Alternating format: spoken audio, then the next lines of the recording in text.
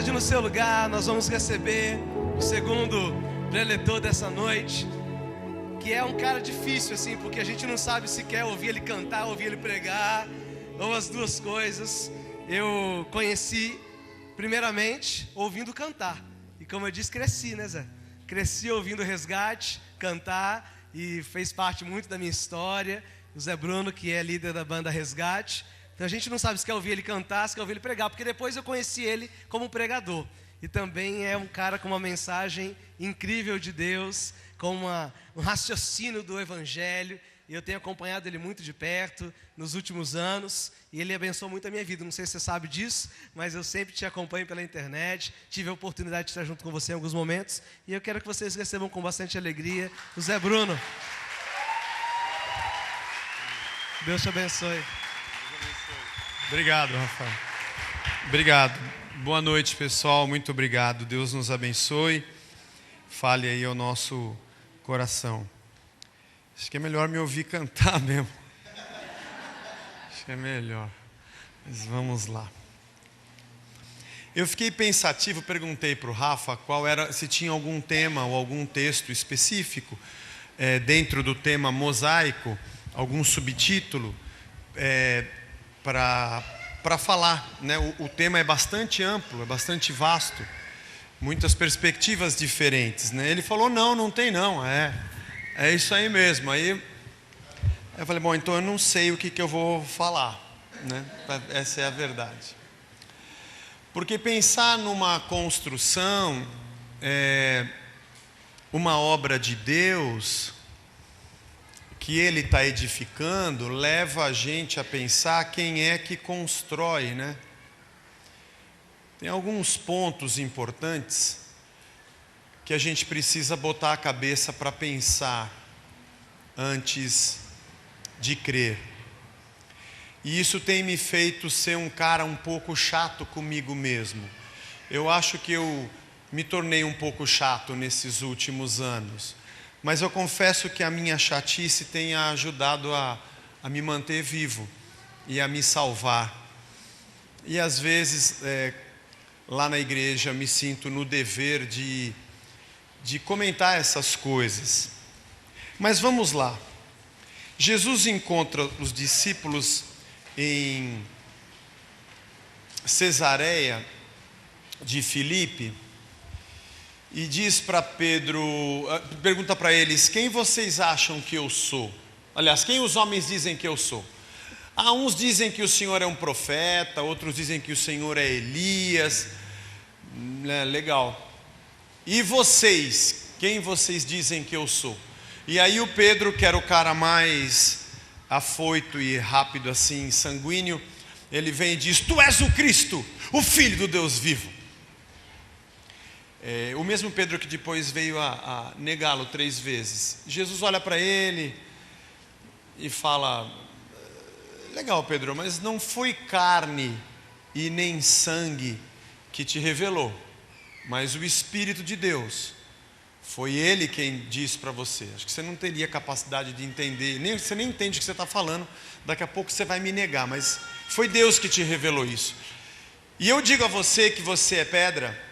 O seu nome é pedra, Petros significa pedra em grego. E Jesus faz um trocadilho, né?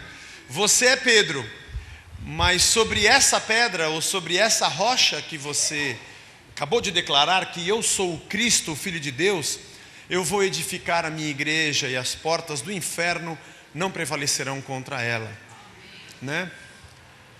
E pensando na frase de Jesus, eu sou o Filho de Deus, e sobre essa declaração, sobre essa rocha, porque é sobre ela que Deus edifica, eu edificarei a minha igreja e as portas do inferno não prevalecerão contra ela. Eu creio que quando Jesus disse, eu vou edificar a minha igreja, é muito importante pensar no que Cristo falou, mas é muito importante pensar no que Ele não falou, porque o que Ele não falou grita muito mais alto do que o que Ele falou. Porque quando a gente ouve o que Jesus falou, a gente interpreta o que a gente quer. E pensando em construção em mosaico, a gente corre um risco. o risco de interpretar o que ele falou, passando por cima do que ele falou, achando que ele falou o que ele não falou. Eu quero que você pense comigo duas coisas que Jesus não falou. Ele não falou, eu vou edificar a sua igreja. E ele também não falou, você vai edificar a minha igreja. Ele falou, eu vou edificar a minha igreja. O que ele não falou, muitas vezes nós cremos no que ele não falou, e não no que ele falou. Nós acreditamos naquilo que ele não disse, e nos alegramos com o que ele não disse. Ah, obra de Deus! Eu tenho aqui no meu bolso uma lista de coisas que eu gostaria que Deus fizesse. Não tem coisa melhor do que achar um lugar chamado igreja, onde eu vou e ou canto, ou louvo, ou dou uma oferta, e Deus faz o que eu quero. Eu achei o gênio da lâmpada. Me tornei membro da igreja, virei Aladim. Esfrego do jeito certo, e ele faz o que eu quero. Isso nos alegra. Isso leva a gente a ser mais devotado, mais feliz. Porque afinal de contas agora eu descobri alguém que vai fazer as minhas vontades. E aí então, ele diz, eu não vou edificar a sua. Eu não vou edificar a sua. Ele não disse que ele iria fazer o que eu quisesse. Aliás, Jesus nos ensinou a orar dizendo, Pai nosso que está no céu, santificado seja o teu nome, venha o teu reino e seja feita a tua vontade. Jesus não disse, meu Pai que está no céu, santificado é o teu nome, venha o meu reino e por favor faça a minha vontade. Nós vivemos num mundo pós-moderno. Na antiguidade a verdade era tida como absoluta e a igreja era detentora da verdade. E a igreja detentora da verdade dominou os governos, dominou os impérios, se juntou com os romanos. A igreja da antiguidade, da Idade Média, ela queimou hereges na fogueira, Joana d'Arc, fez guerra santa, colocou o evangelho goela abaixo, sacrificou pessoas, porque ela queria fazer a sua vontade e construir o seu império. Isso fez com que o mundo expurgasse a igreja. E vem o iluminismo, vem o relativismo, vem o modernismo e coloca a igreja na periferia da sociedade, porque o povo estava de saco cheio da igreja. Aqui pode falar saco cheio, Rafa? De saco cheio da igreja. Porque para você ser salvo tinha que ser da Santa Mãe Igreja, debaixo do Santo Papa, e pagar as indulgências para construir Roma e construir o Vaticano. E se você não fizesse isso, você era um herege, não podia se casar, não podia se batizar e nem podia ser enterrado, porque você tinha abandonado a Santa Mãe Igreja, e sem a igreja você não seria salvo. E se você não fosse católico, apostólico, romano, você não teria nada disso. Deus não vai construir a nossa igreja. A razão pela qual o mundo odeia a igreja é porque a igreja se tornou odiável. Mas veio a Reforma Protestante, 1517, 30 de outubro de 1517, que é o dia que nós temos como o dia em que Martinho Lutero prega as 95 teses contra as indulgências na porta da Catedral de Wittenberg, na Alemanha. Mas a gente não tem nem 1000 anos, nem passaram. Com 500 anos de Reforma Protestante, continua acontecendo a mesma coisa. A igreja se junta com o império, a igreja se junta com o governo, a igreja quer colocar goela abaixo a sua fé. A igreja quer impor a sua posição sobre minorias e sobre o que ela pensa. A igreja quer que Deus edifique a sua vontade. Não pagamos mais indulgências para o Império Romano. Não somos assim como os católicos. Nós, protestantes, já construímos os nossos próprios impérios. E a igreja evangélica tem os seus impérios.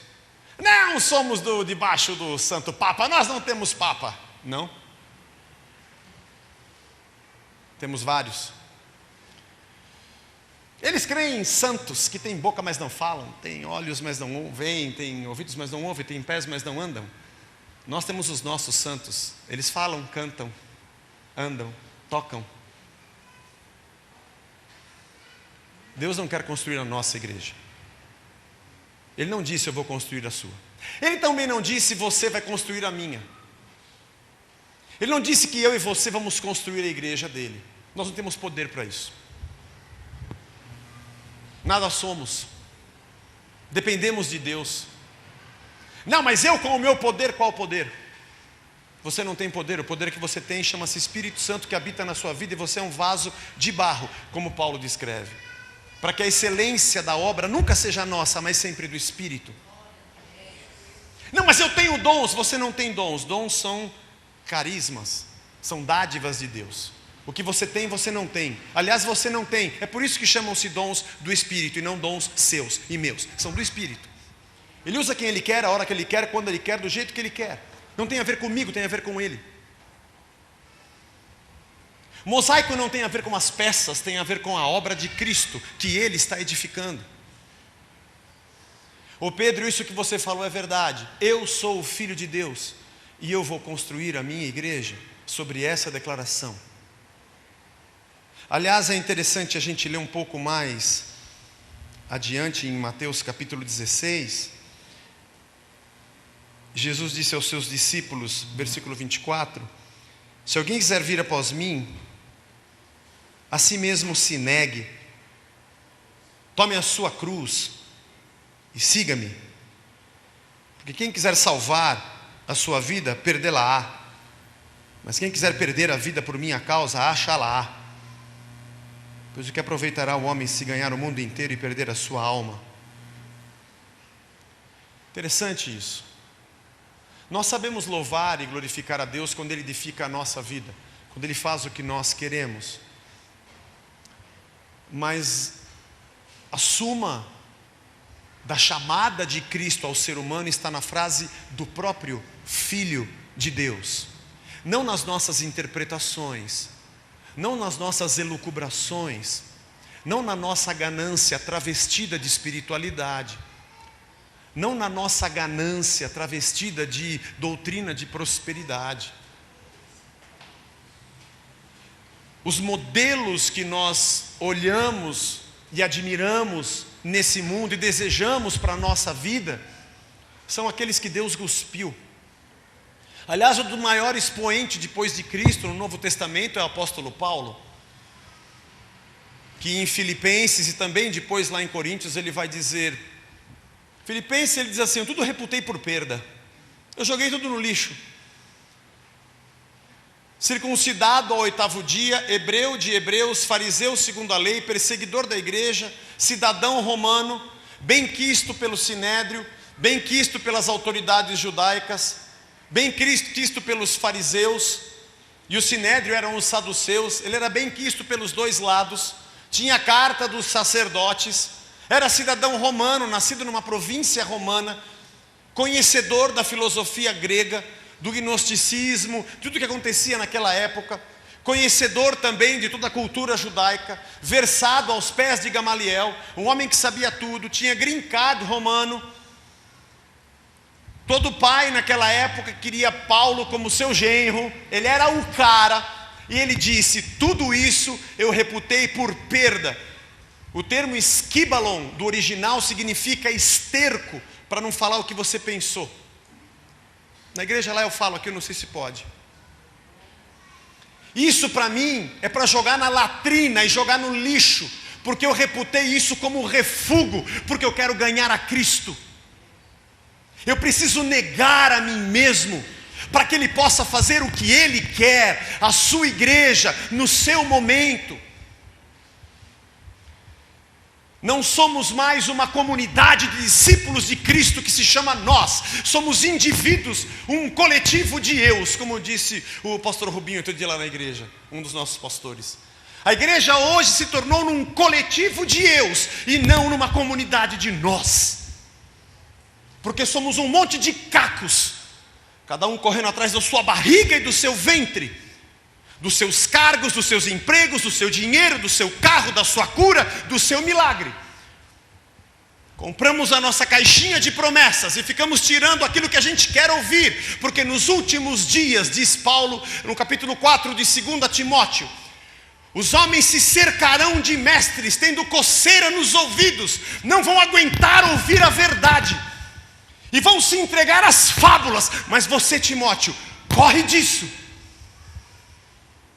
E 2 Timóteo foi a última carta de Paulo que ele escreveu já depois do seu primeira audiência de julgamento, antes de ser decapitado em Roma. Paulo foi um fracasso.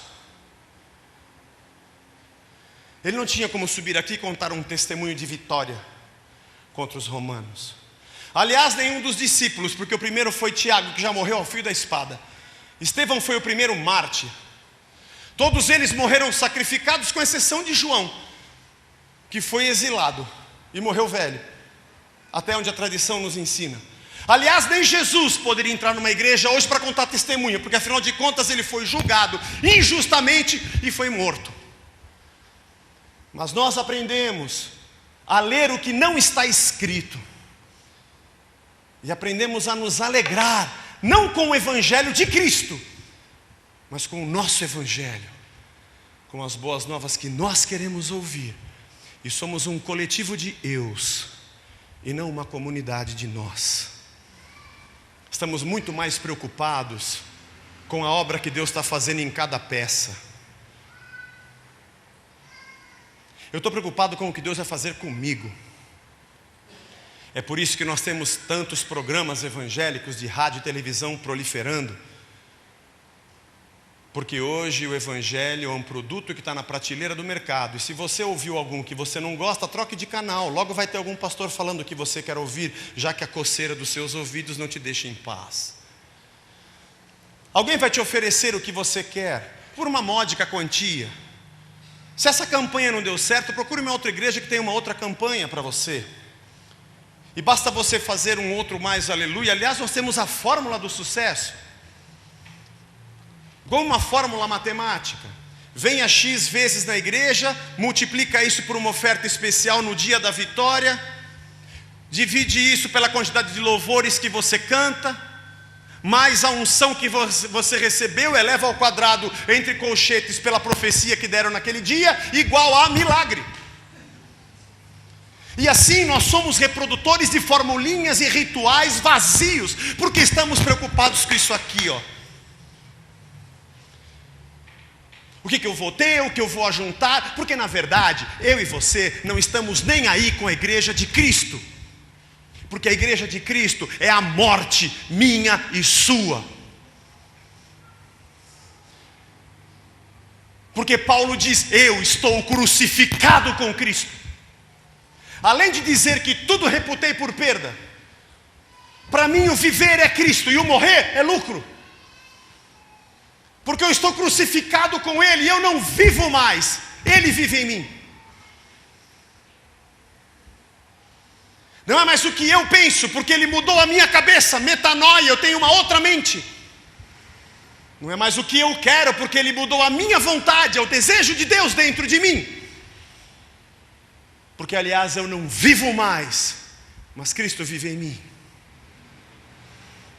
Eu duvido que o crescimento evangélico no Brasil numericamente seja uma realidade. Eu duvido se são 30 milhões de brasileiros que jogaram fora a sua vontade, que reputaram tudo por perda, que disseram estou crucificado com Cristo, que não estão mais preocupados se seu carro é novo, nem com a etiqueta que está nas suas nádegas, na sua calça, nem se tem mais dinheiro, nem se é solteiro ou se é casado, nem tampouco se ele vai ser mais próspero ou menos próspero, nem se ele ainda tem um espinho na carne ou se Deus já tirou. O que ele quer saber é fazer a vontade do Pai que está nos céus e realizar a sua obra, porque a obra em jogo não é a minha, é a de Cristo. Eu vou edificar a minha igreja. Esse é o tipo de pregação que esvazia a igreja. Mas Cristo esvaziou a dele. Porque em João capítulo 6 ele disse, você quer? Come da minha carne, ou bebe do meu sangue. porque quem não fizer isso não tem parte comigo. Vossos pais comeram o maná no deserto e morreram, mas quem de mim se alimenta, por mim viverá, porque minha carne é verdadeira comida e meu sangue é verdadeira bebida. Ele estava dizendo, você tem que encher a tua cabeça, o teu coração, a tua mente, a tua alma de mim mesmo, e não do que você quer, porque se você se alimentar de mim e não de você, você vai viver. E os discípulos disseram, Senhor, que duro discurso, a galera está indo embora, ninguém ficou nesse culto da fogueira que você fez, e foi verdade, o povo foi embora.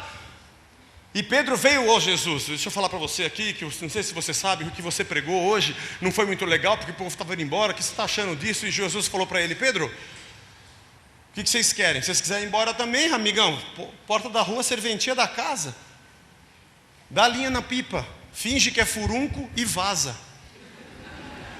Não é? Vai embora, mano.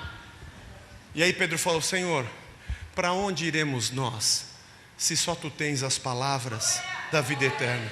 Então senta e aguenta, porque eu te chamei para que você se entregue a mim. Outro dia uma pessoa perguntou lá na igreja a respeito de um comportamento que ela tinha. Ela tinha um comportamento que ela optou e disse, eu quero saber se Deus me aceita do jeito que eu sou. Ele não é bom? Eu falei, então, a questão não é se Jesus te aceita. Conversão é se você o aceita. Conversão não é saber se Deus te quer como você é. Conversão é se você está pronto para jogar fora quem você é, tomar a sua cruz e segui-lo. Porque isso chama-se conversão.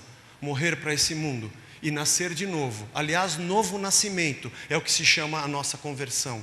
Eu nascer outra vez para ser uma outra pessoa, com outros ideais, com outros objetivos. E a missão de Deus, que teologicamente a gente chama de missio Dei, a missão do nosso Deus se tornou a minha missão. A palavra dele agora é minha comida e a minha bebida. Fazer a vontade do meu Pai é o que mantém a minha vida de pé. Glorificá-lo com tudo que eu faço, dizer que Ele é Senhor da minha vida onde eu estiver, é isso que importa. E você vai me perguntar, mas no meio disso tudo, não tem uma obra que Deus faz em nós? Lógico que tem, irmão. Deus é bom, claro que Ele faz. É claro que sim, fica tranquilo, não precisa se preocupar com isso. Não sejam como os incrédulos, disse Jesus em Mateus capítulo 5, que acham que por muito repetir serão ouvidos. O vosso Pai sabe do que necessitais antes mesmo de lhe o pedirem. Aliás, diz o Salmo 139, que a palavra nem chegou na tua boca e Deus já sabe tudo o que você precisa. E antes mesmo de você pensar em pedir, há 2000 anos atrás, Cristo já tinha morrido por você e já tinha morrido pelo teu pecado e você não tinha nem nascido e nem tinha pecado ainda. Relaxa, não se preocupe que você precisa lembrar a Deus do que você precisa, porque Ele programou Cristo desde Gênesis capítulo 3, antes da humanidade entender o que era pecado. Ele era desde o princípio. E segundo Apocalipse 13:8, o Cordeiro de Deus é crucificado desde a fundação do mundo. Como diz um autor, antes de Deus dizer haja luz, Ele disse haja cruz. Você não precisa brigar com Deus para que Ele te dê o que você precisa. Ele já entregou Cristo por você. E aquele que não negou o seu único filho, não nos negará nenhuma outra coisa. Fique tranquilo. Seu papel não é lutar por você. Seu papel é negar a você mesmo. Nós temos uma ganância espiritualizada nos dias de hoje, onde nós lutamos por nós mesmos. Pedro, eu vou edificar a minha igreja. Até porque, irmãos, você vai morrer imperfeito. Você vai morrer com um problema. No país que a gente vive, nós vamos morrer com dívida ainda. E você vai morrer ou num acidente terrível, ou de alguma doença. Ou de velhice, desgaste da máquina. Porque nesse mundo não há perfeição, desde que o homem pecou. Desde que nós, em Adão, pecamos no Éden. Deus disse que nós iríamos ser finitos, iríamos morrer, comer do suor do nosso rosto, a terra ia produzir cardos e abrolhos, porque maldita é a terra por causa do homem. E a vida que a gente vive nesse mundo Acima de 60 anos, diz o texto, eu quero que, quem sabe nessa reforma da Previdência, o versículo não melhorou. Quem sabe na reforma da Previdência agora, Deus não muda esse texto, acima dos 70, que é enfado, canseira, né? Pô, estou quase chegando lá, o pastor Zezinho falou que já chegou. Não, Senhor, aumenta um pouquinho esse teto aí na reforma da Previdência. É canseira e enfado. Eu acho que quanto mais eu fico velho, mais a vida fica ruim, que é para eu amar mais a eternidade, novo céu, nova terra e nova Jerusalém. Eu não consigo entender gente que fica brigando muito com Deus para as coisas darem certo nessa terra, se essa terra vai acabar. Aliás, eu disse na igreja outro dia, não sei quantas vezes você teve oportunidade de viajar de avião. A gente com a banda viaja algumas vezes, mas eu não tive oportunidade de viajar de primeira classe. Uma vez eu ganhei uma viagem de primeira classe, foi a única da minha vida. Mas sempre que eu fazia viagem internacional, que você entra, você vai entrar para cá, o cara, não, aqui não, aqui tem uma cortina, uma porta, você não pode entrar. Lá a cama deita 180 graus.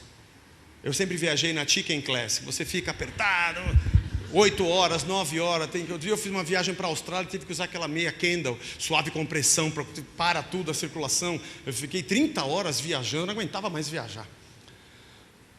Mas lá não, lá você tem champanhe, a comida é diferente, os filmes, tem mais filmes, tem uma televisão diferente para você, você ganha escova de dente, ganha uma camiseta, ganha o cobertor, ganha um travesseiro, vem um lençol, um kit que a companhia aérea te dá. A primeira classe, irmão, é coisa que você não imagina, por isso que custa $10 mil para cima.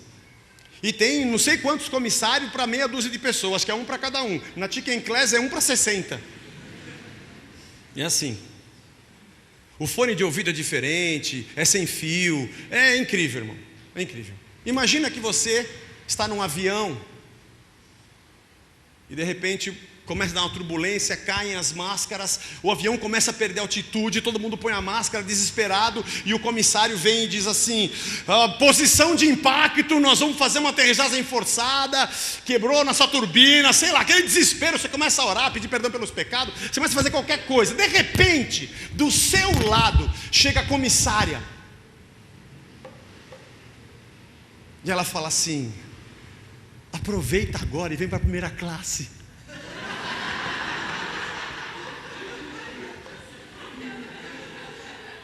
Como nós somos evangélicos, nós iríamos. Nós somos evangélicos. O quê? É isso? Você está brincando? Verdade. Primeira classe, eu não vou ter que pagar nada. Não. E você vai perguntar para ela: vai ter o fone? Vai deitar a cama? Tem o champanhe? Tem. Tem a televisão, os filmes, o cobertor, o kit para escovar o dente? Tem.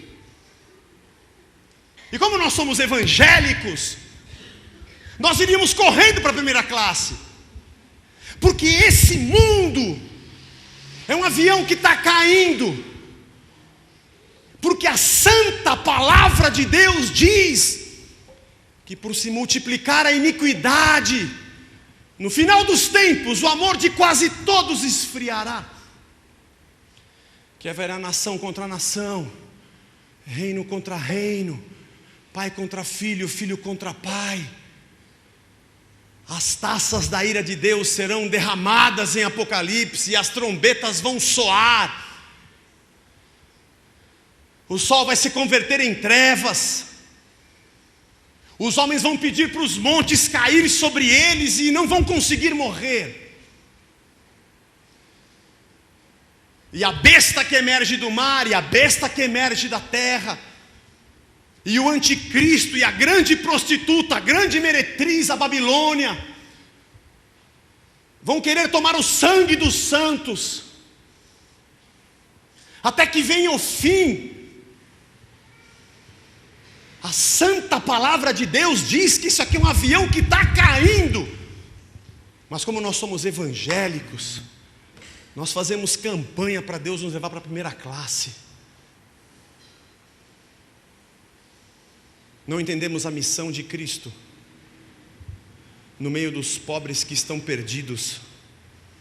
Não entendemos a missão de Cristo em países de perseguição onde nunca ouviram falar do Evangelho.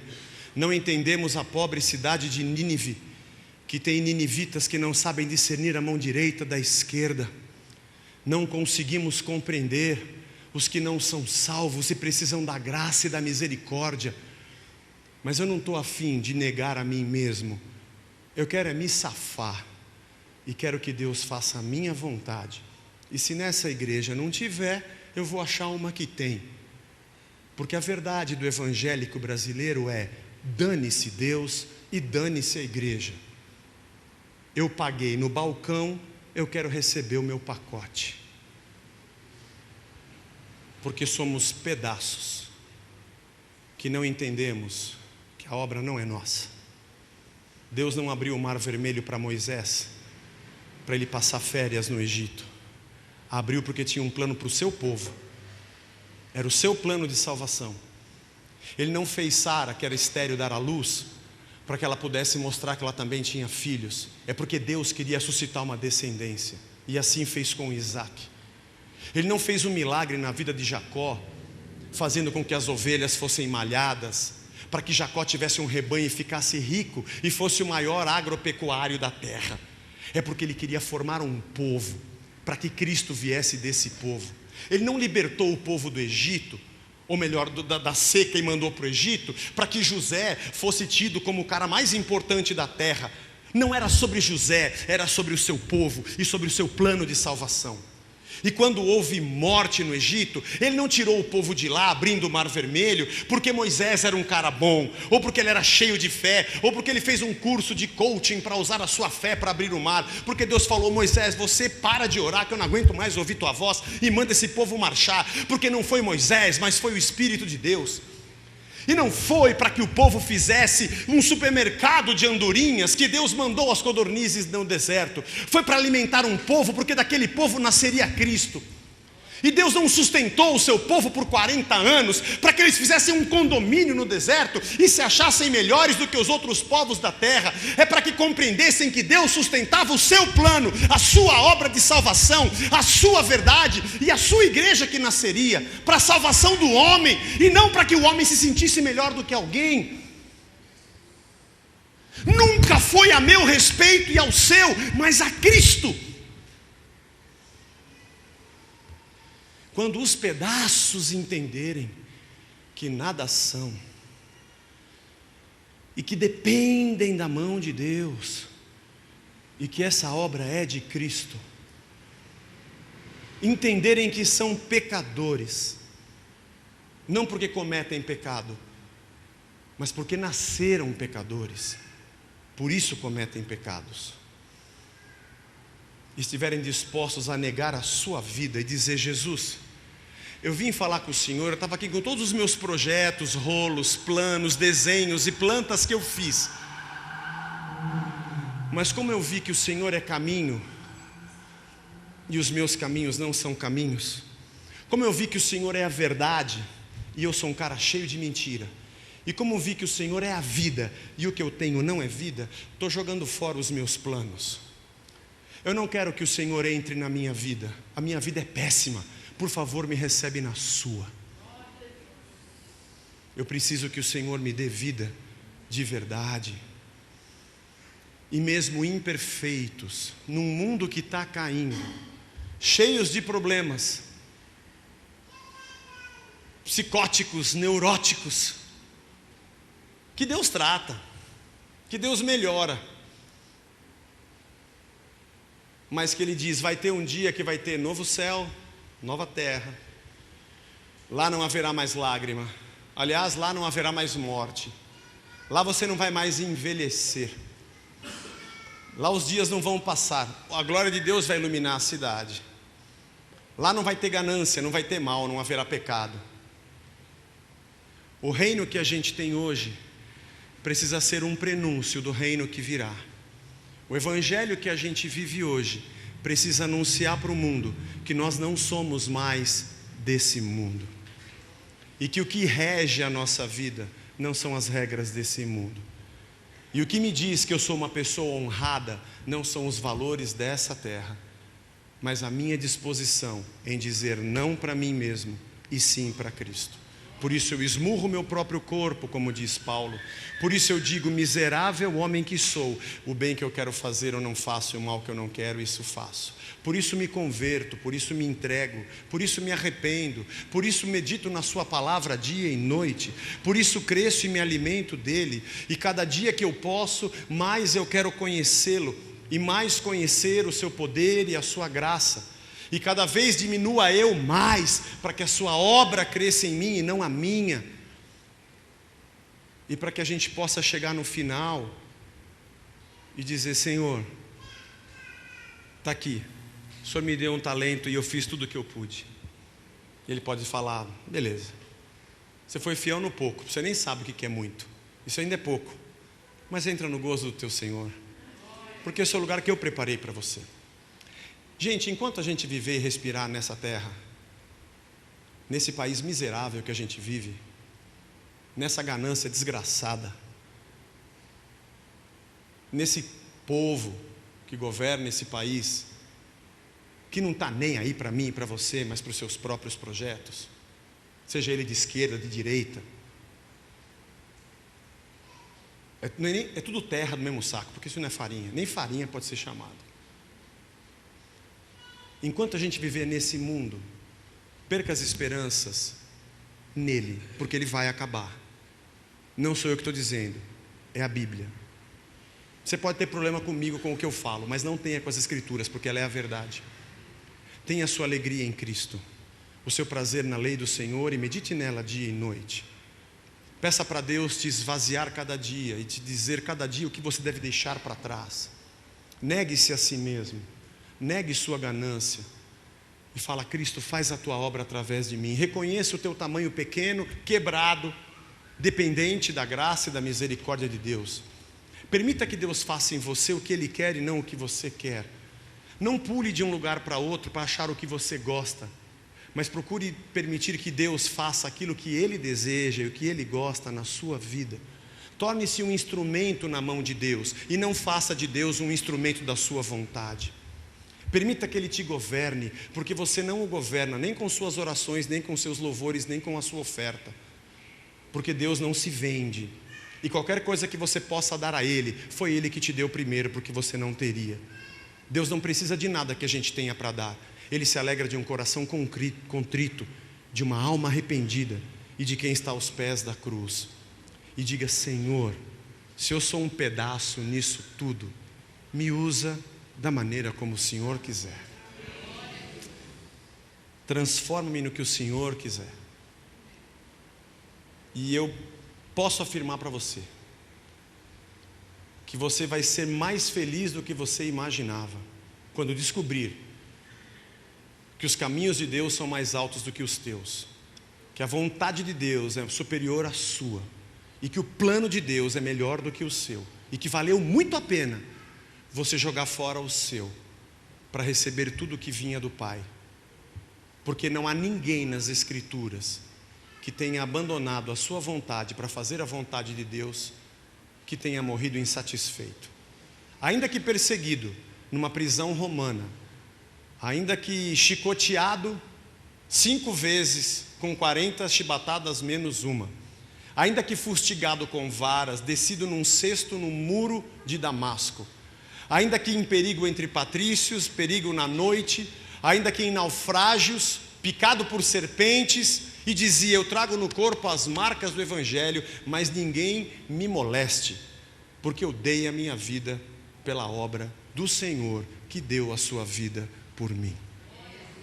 Quem quiser achar, vai perder.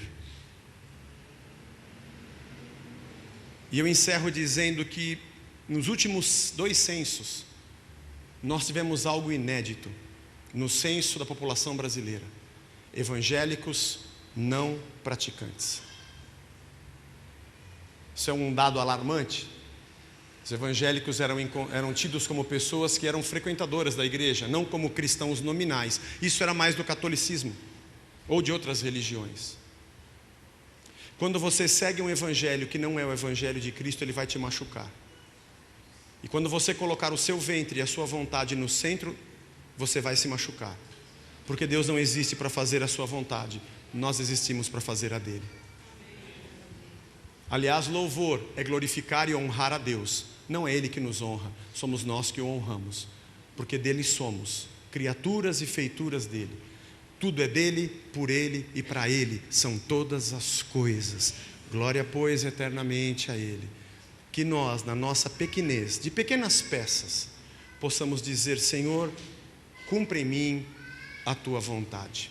Aliás, oração de São Francisco de Assis. Não importa se você é católico ou não, mas o que ele orou está certo. Faça de mim um instrumento da sua vontade e do seu querer, porque é isso que eu preciso. Não é da minha, mas é da sua. Senhor Jesus, converte o nosso coração de pedra num coração de carne. Livra-nos de nós mesmos. Salva-nos das nossas entranhas arrogantes. Salva-nos, Senhor, de sermos deuses que ditam normas a Deus. Salva-nos, Senhor, dessa soberba que nos faz achar que o Senhor orbita em torno da nossa vontade. O Senhor vai construir a sua igreja. Eu não vou construir a tua porque eu não posso. Nem o Senhor vai construir a minha porque o Senhor não deve. Eu quero negar a mim mesmo, tomar a minha cruz. Sou um pecador e te seguir. E saber, Senhor, que tudo que eu fizer, em atitudes ou palavras, eu faça sempre para a glória do teu nome, buscando as coisas do alto e não as que são da terra, abrindo meu coração para ouvir aquilo que tu tens a dizer e fazendo a oração que Cristo me ensinou. Pai nosso que estás nos céus, santificado seja o teu nome. Não é o meu reino e o meu governo, venha o teu reino com tudo, e o Senhor como o rei da minha vida. E seja feita a tua vontade, não a minha. E aqui na terra aconteça com o mesmo poder e governo que o Senhor tem nos céus. Eu não preciso de nada mais do que apenas o que eu preciso.